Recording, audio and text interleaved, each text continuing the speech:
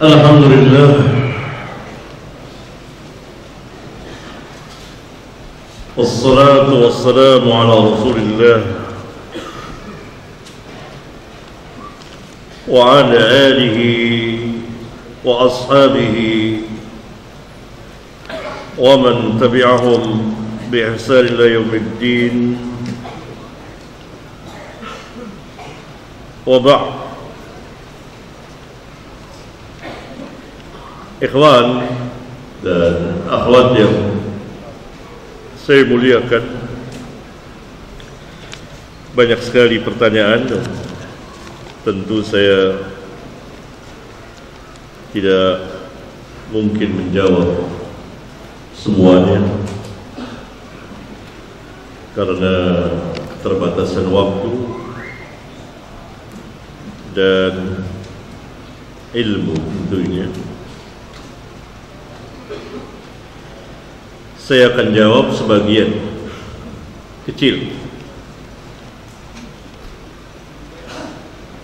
Di antaranya, Assalamualaikum warahmatullahi wabarakatuh. Waalaikumsalam warahmatullahi wabarakatuh. Pertanyaan, bagaimana menanggapi ustadz yang memberi syubhat bahwa pemahaman Allah turun ke langit dunia, ke dunia maksudnya ke langit dunia, ke langit dunia di sepertiga malam yang akhir, berbeda dengan kita. Dan dia atau mereka berkata bahwa Allah turun apabila saat di sini semisal malam, di tempat lain belum malam, masih sore, atau bahkan di tempat lainnya lagi masih siang. Dan mereka berkata, kalau begini berarti Allah tidak naik-naik karena sibuk ke tempat-tempat lain yang belum malam, sepertiga malam. Sudah saya jelaskan. Tanyakan kepada mereka, kita sedang berbicara tentang kita, antum dan saya, atau sedang berbicara tentang Rabbul Alamin?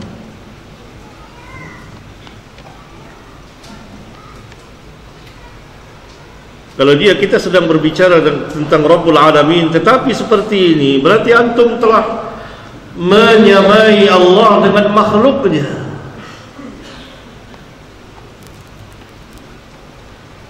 Dan antum telah masuk ke dalam kaifiyah. Kan ini kaifiyah ini, berbicara tentang bagaimana turunnya Allah sampai dikatakan tidak naik-naik.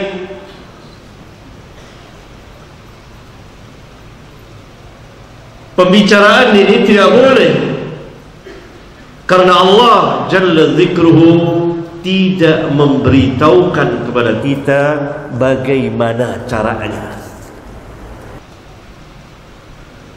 Jadi penanya, tanyakan kepada mereka, kita sedang berbicara tentang siapa?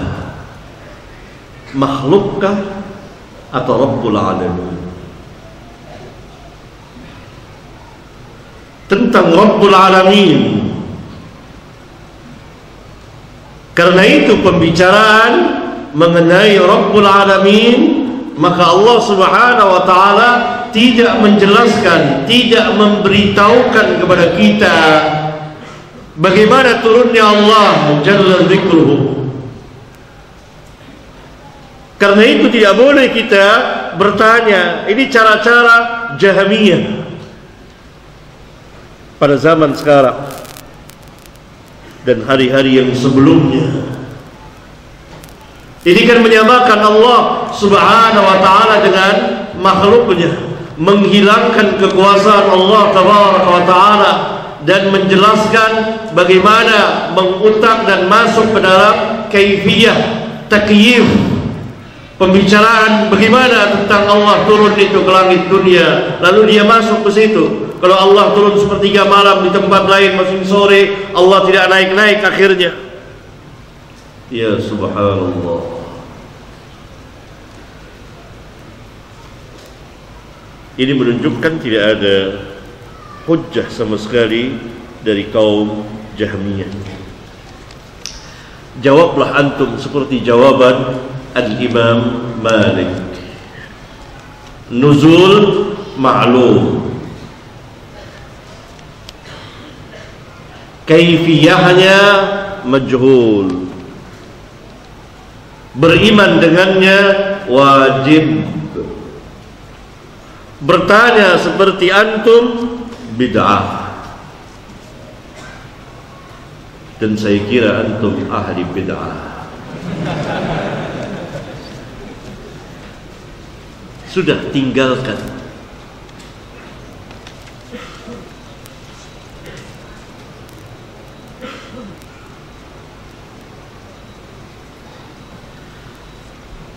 Pertanyaan yang lain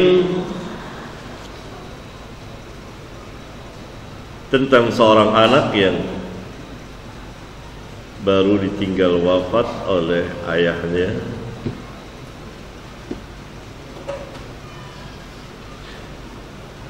Dia bertanya, seberapa maksimal kita bisa membangun kubur agar kuburan bapak saya tidak cepat ditimpa dengan kuburan orang lain.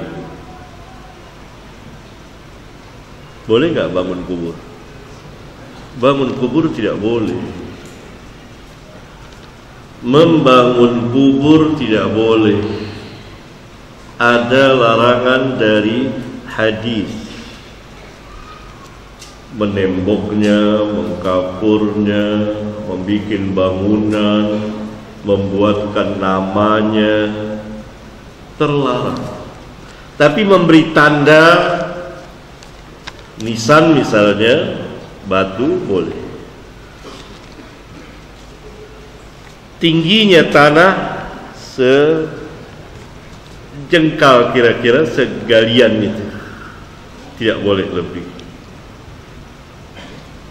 Tidak boleh kita membangun kubur dengan alasan seperti ini.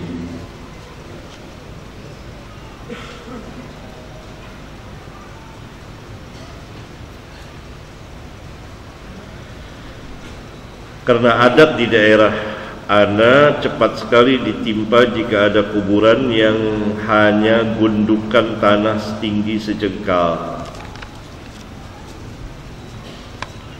Kan ada tandanya, ada nisannya, tanda.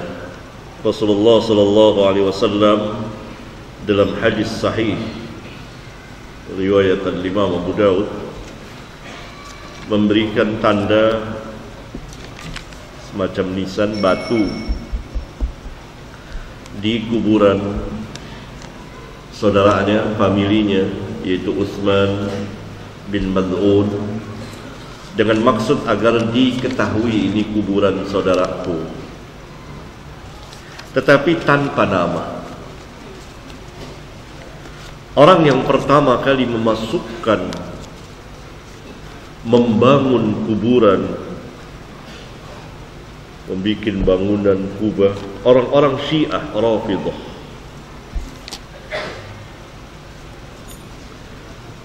Pertama orang dalam sejarah yang memasukkan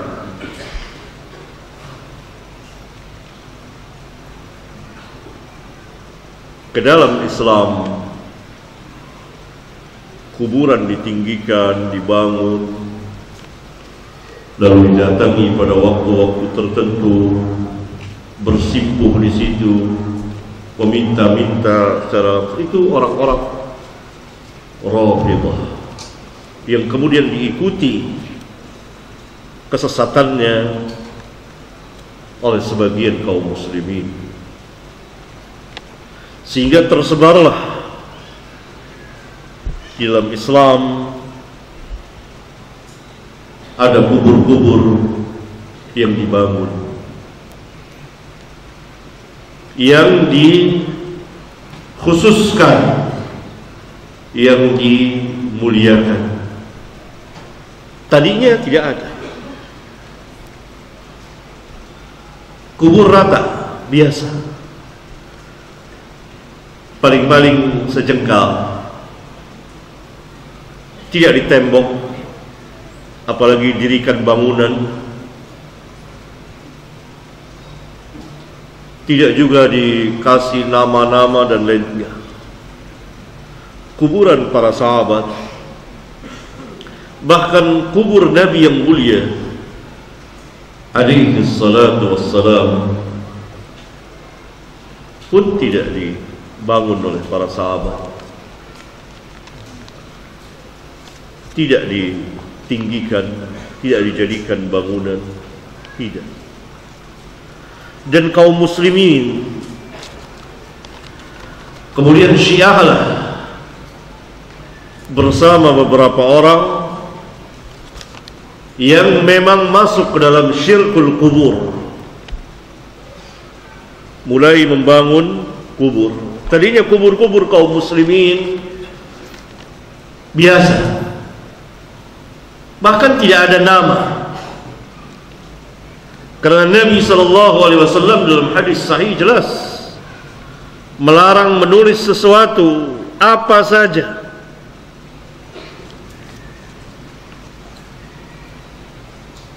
dan kaum muslimin telah melanggar dengan pelanggaran yang besar terhadap larangan Nabi-Nya SAW, yang telah mengerjakan apa yang beliau larang.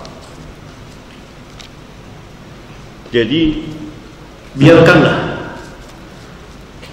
antum bangun kuburan tetap seperti apa adanya, tidak dibangun, tidak ditembok,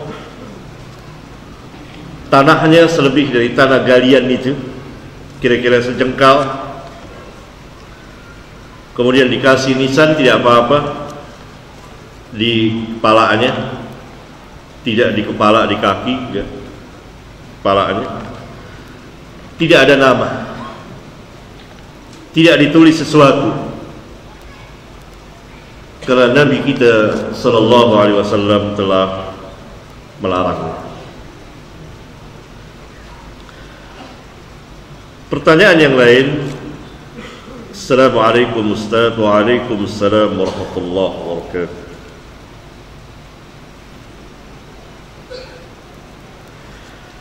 Ustaz, bagaimana dengan larangan salat dan baca Al-Quran di kuburan? Maksudnya salat yang ada rukuk, salat biasa, salat wajib, salat sunat. Dan dalam riwayat Muslim, Rasulullah SAW mensalatkan jenazah. Juga riwayat Bukhari dan lain-lain, bukan hanya Muslim, Bukhari, Muslim dan lain-lain, mensalatkan jenazah di atas kubur, ya ini di samping. Salat jenazah tidak ada rukuk, tidak ada sujud, dan bukan menghadap ke kubur, tetapi menghadap ke kiblat. Bukan di atas kubur. Ini kubur nih, di sininya, bukan. Ini kubur. Di mana sholatnya? Kiblat mana? Sana. Hadap sini. Sholat jenazah. Allahu Akbar. Ini kubur. Kan ngadap sana. Kiblat kan. Ke sini. Bukan di kepala kubur. Dan bukan di atas kubur ini, bukan. Ini kuburan di atasnya, bukan. Salat jenazah boleh, karena dicontohkan oleh Nabi SAW. Tapi salat di kuburan atas satu kuburan tidak boleh, Karena Nabi SAW melarang, bukan salat jenazah. Ini kan mau mensalatkan jenazah. Karena salat jenazah itu imma sebelum dikubur, belum dikubur, dan jenazahnya ada, kita salatkan seperti biasa. Yang kedua, jenazahnya tidak di hadapan kita, sudah dikubur, salat gaib. Kalau diperkirakan bahwa di sana belum disolatkan. Kalau sudah disolatkan maka tidak ada salat gaib. Karena itu Nabi SAW mensolatkan Najasyi. Karena raja ini masuk Islam dan dia menyembunyikan keislamannya. Dia mati dan tidak ada yang mensalatkan. Allah Subhanahu wa taala memberitahukan kepada Nabi sallallahu alaihi wasallam bahwa Najasyi wafat. Dan Nabi sallallahu alaihi wasallam memberitahukan kepada para sahabat bahwa saudara kamu hamba yang saleh wafat, dan beliau salat gaib. Karena di sana tidak ada yang mensalatkan. Kaumnya semuanya kafir, kecuali dia seorang yang masuk Islam. Karena itu dia tidak banyak mengerjakan syariat sesuai dengan apa yang dia tahu saja. Dan Allah Subhanahu wa taala memberikan uzur kepadanya. Nabi sallallahu alaihi wasallam mensalatkannya, salat gaib.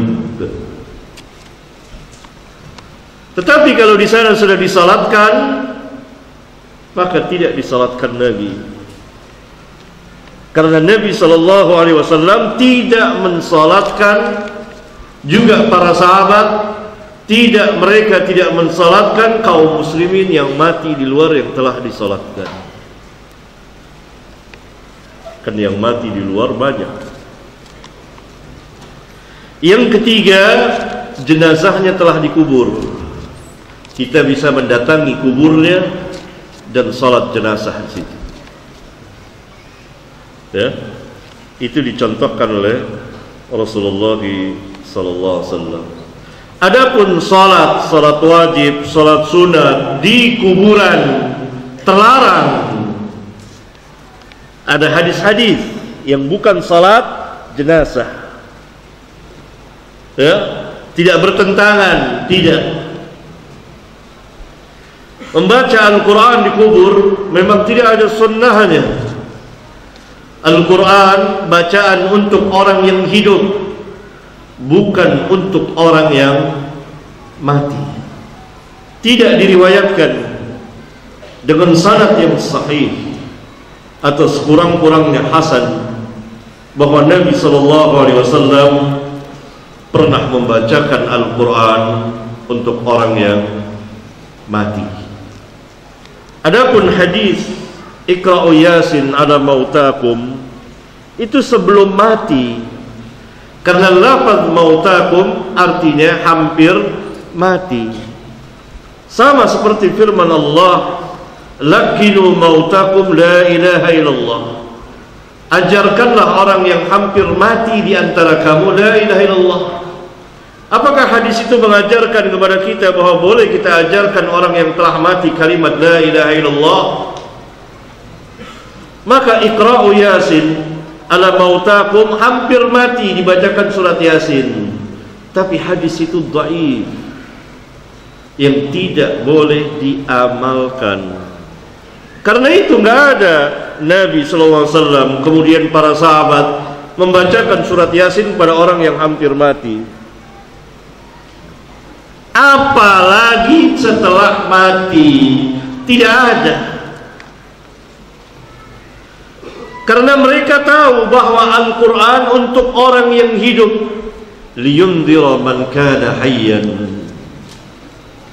Agar Rasulullah SAW yang memberikan ancaman dengan Al-Quran ini, dan agar Al-Quran ini menjadi peringatan bagi orang-orang yang hidup, bukan orang-orang yang mati. Orang yang mati selesai.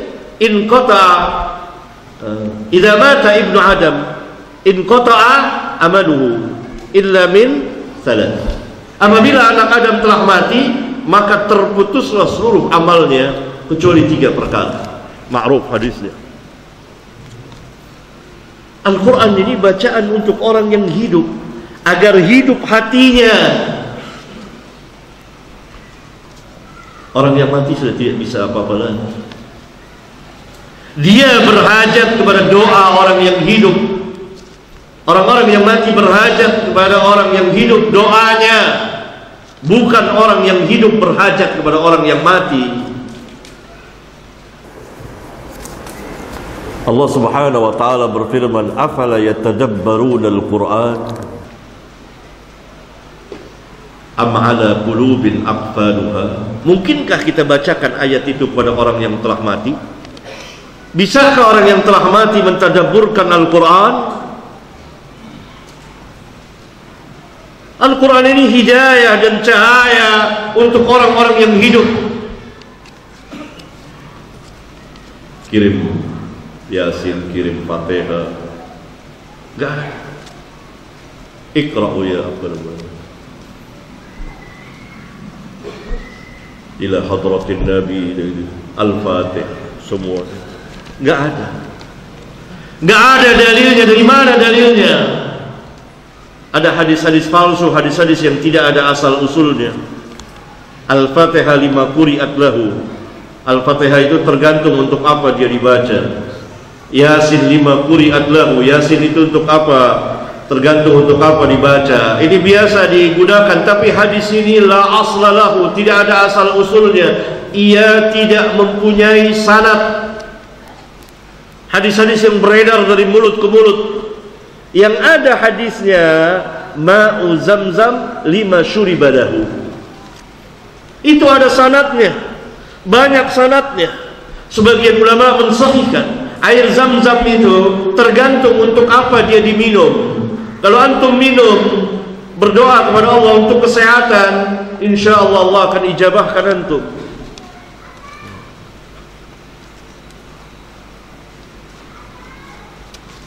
Tapi Al-Fatihah dan Yasin nggak ada. Karena ayat Al-Quran ini bukan bacaan untuk orang yang mati. Al-Quran bacakan kepada orang yang hidup, bermanfaat insya Allah. Karena itu Allah Subhanahu wa taala berfirman, "Afala yatadabbaruna al-Quran?" Tidakkah mereka mau mentadabburkan Al-Quran? Am 'ala qulubin aqfaluha? Ataukah hati-hati mereka telah terkunci sehingga tidak mau mentadabburkan Al-Quran, tidak paham Al-Quran, padahal Al-Quran itu mudah. Itu untuk siapa? Orang yang mati atau orang yang hidup? Liyundhira man kana hayyan, agar Al-Quran ini menjadi peringatan bagi orang yang hidup. Dan itu termaktub dalam surat Yasin. Sekarang surat Yasin itu kita bacakan kepada orang yang mati, padahal ada ayat itu dan kita melewati ayat itu. Kontradiksi tidak? Kontradiksi, menunjukkan sangat jauhnya kita dari hidayah dan cahaya Al-Quranul Karim. Bacakan Al-Quran pada orang-orang yang hidup, agar hidup hatinya.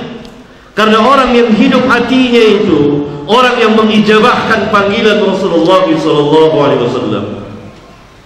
Ya ayyuhalladzina amanu istajibu lillahi walirrasuli idza da'akum lima yuhyikum.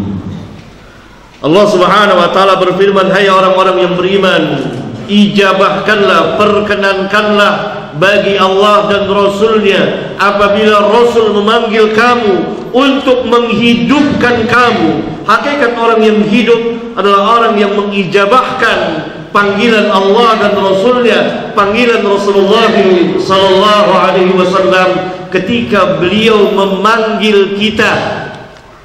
Dahulu semasa Rasulullah sallallahu alaihi wasallam masih hidup, sebagian sahabat lagi sholat, mungkin sholat sunat,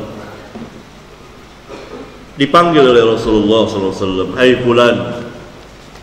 Dia tidak menyahut dan terus dalam salatnya dan meringkas salatnya. Selesai, dia datang kepada Rasulullah meminta uzur karena tadi sedang salat.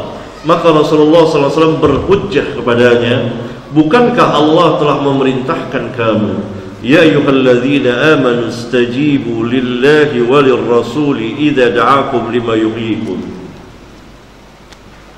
Hai orang-orang yang beriman, ijabahkanlah bagi Allah dan bagi Rasul apabila Rasul memanggil kamu untuk menghidupkan kamu. Kata sahabat tersebut, iya, insyaallah saya tidak akan mengulang lagi.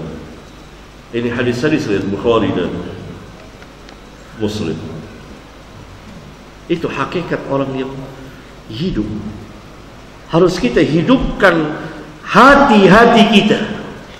Kita jadi orang yang hidup yang hakiki. Dengan apa? Dengan hidayah dan cahaya Al-Quran. Dibaca Al-Quran itu, dibacakan kepada orang-orang yang hidup agar paham. Begitulah dahulu para sahabat ridwanullah alaihim jami'an. Bukan mereka seperti kita bersimpuh di kubur lalu membacakan ayat-ayat Al-Quran.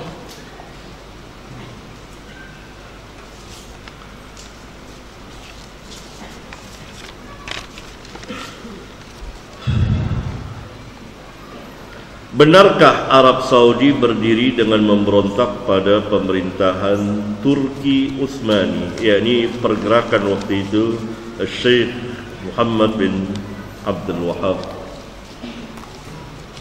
Ini ada penjelasan yang luas. Karena daerah yang dikuasai saat itu di Najd tidak termasuk dari kekuasaan Turki Utsmani. Di situ adalah daerah raja-raja kecil memiliki daerah-daerah tersendiri. Dan itu yang pertama dikuasai. Tidak semua negeri Islam dikuasai oleh Turki, tidak. Wilayah Turki terbatas. Buktinya Indonesia tidak dikuasai oleh Turki, berdiri kerajaan Islam sendiri. Demikian juga di tempat yang lainnya. Begitu. Ya.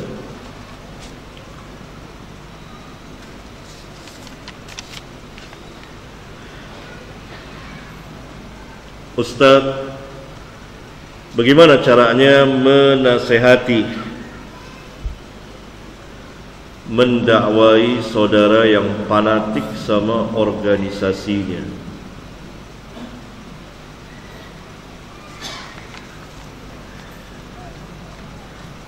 Dan kajian di organisasinya cenderung berseberangan dengan dakwah sunnah, pemahaman salafus saleh.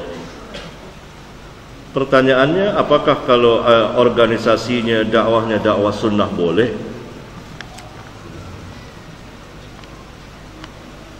Boleh gak? Tidak perlu organisasi untuk dakwah. Justru akan menjurus kepada hizbiyah, harakiyah, siyasiyah. Mereka sadar atau tidak?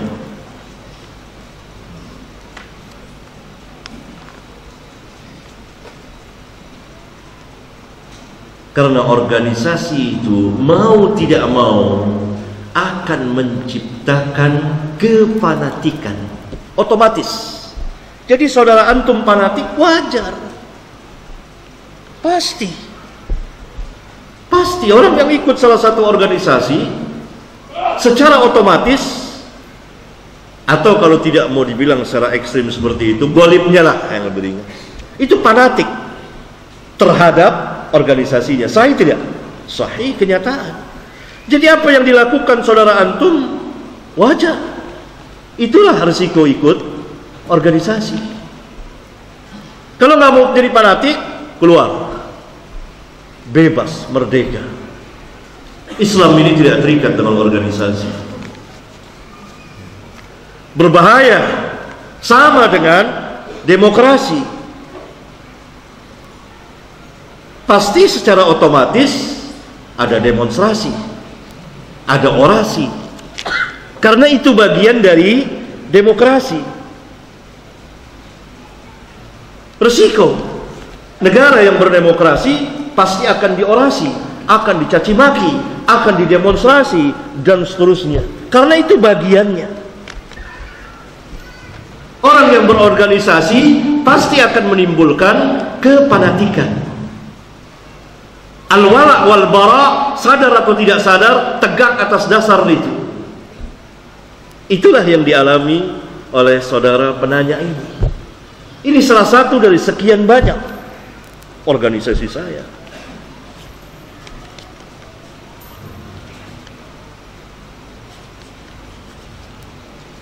Pasti akan menimbulkan kefanatikan. Itu risiko.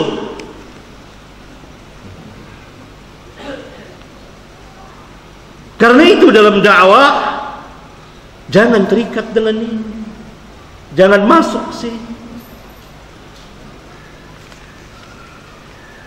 Sangat dikhawatirkan akan timbul kefanatikan.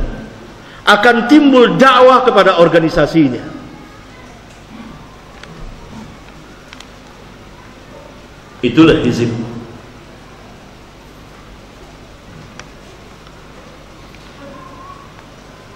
Ini kan pertanyaannya bagaimana cara nasihati? Ya suruh keluar.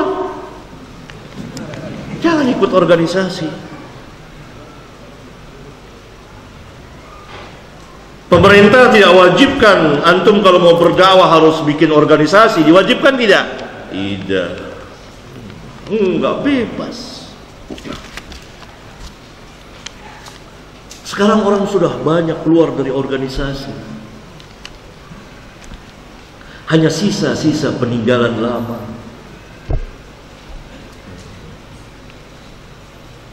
Orang sudah mau bebas. Apalagi kalau ada kaitannya dakwah. Karena itu dakwah salafiyah nggak ada organisasi. Siapa yang mengkait-kaitkan dakwah salafiyah dengan organisasi? Organisasi ini dakwahnya dakwah salafiyah, bohong. Organisasi mengataskan Islam terserah, itu untuk organisasi. Dan terbentuk hizib, kan ada anggota. Ada anggota tidak? Ada, pasti. Antum masuk anggotanya enggak? Enggak. Enggak.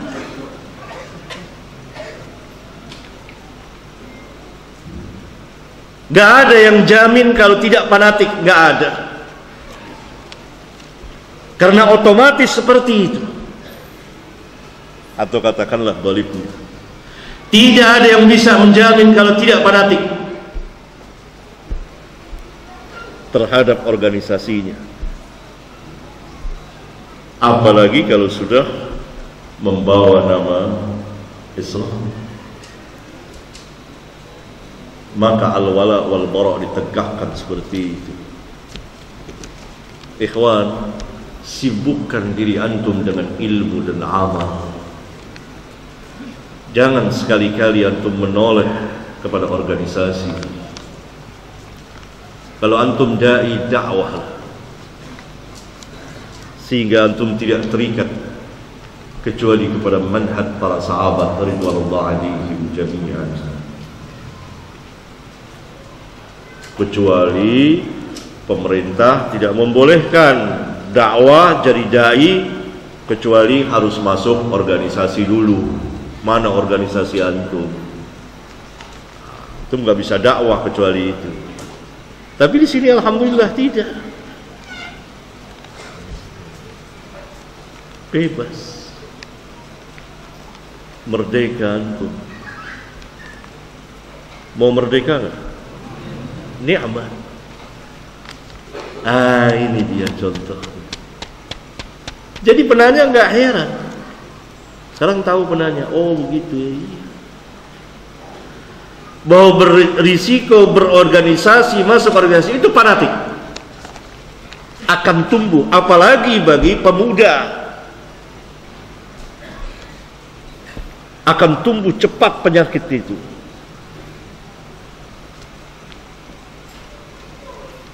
Mau tahu? Ini setelah saya ngomong gini, kalau ada yang marah, nah tahuan ini dia. Nah, itu jawabannya. Itu jawabannya.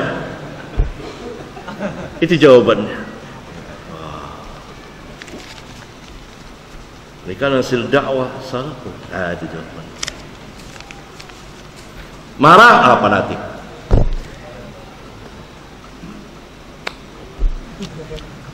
Jadi saudara antum suruh keluar. Sekolah yang benar, belajar ilmu, beramal terus.